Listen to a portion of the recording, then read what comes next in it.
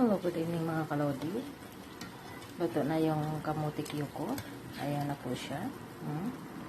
Hindi pa ako expect, hindi pa talaga ako expect to magluto ng kamuti Q mga kalodi. Ay nako, basta makain ko lang mga kalodi, ayos na ako yun. Diba? Basta makain ko na siya. Siyempre, iba naman yung binibinta eh. Diba?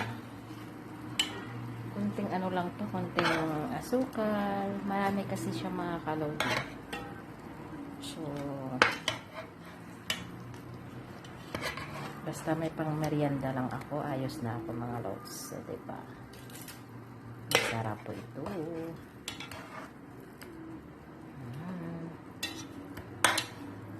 Sarap-sarap. Bakit yung iba ang magluto nito? Dito lang ako nagluto ng ganito mga kalodi. Sa Pilipinas hindi ako nagluto ng ganito. Yung magkamuti Q. Dito lang ako nagluto talaga ng ganito mga lods. Sa Pilipinas hindi ako. I-try ko nga doon sa Pilipinas. Magluto din ako nito. O kaya saging. Try ko din. Pang merienda lang namin mag-ama. Pag nakauwi ako sa Pinas mga lods. O diba? Ang dami nito mga kalodi. Tagal ko to, mga ilang araw ko ito ata maubos. Kasi yung nanay ko, hindi naman to kumakain ng ganito. Ano lang, 2, 1, ganyan. Hindi siya, siyempre iba yung pagkain nila kasi, diba? Kahit na ilaga mo to, hindi yan siya Yung tatay ko, nung buhay pa, palakain talaga yun, kamuti. Bumibili talaga yung kamuti, tapos pinapaluto yan sa labas. Yung kamuti. So, yung nanay ko, hindi yan masyadong kain ng ganito mga lods. O, diba? Pinalagpat ba lang barbecue mga lods. Pang kamuti Q.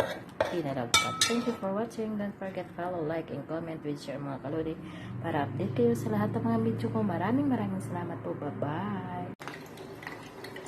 Hello.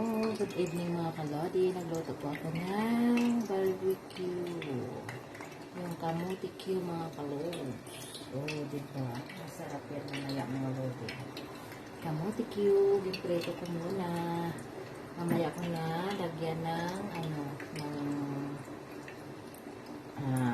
sugar. Ayan po. Ayan po siya. Ayan.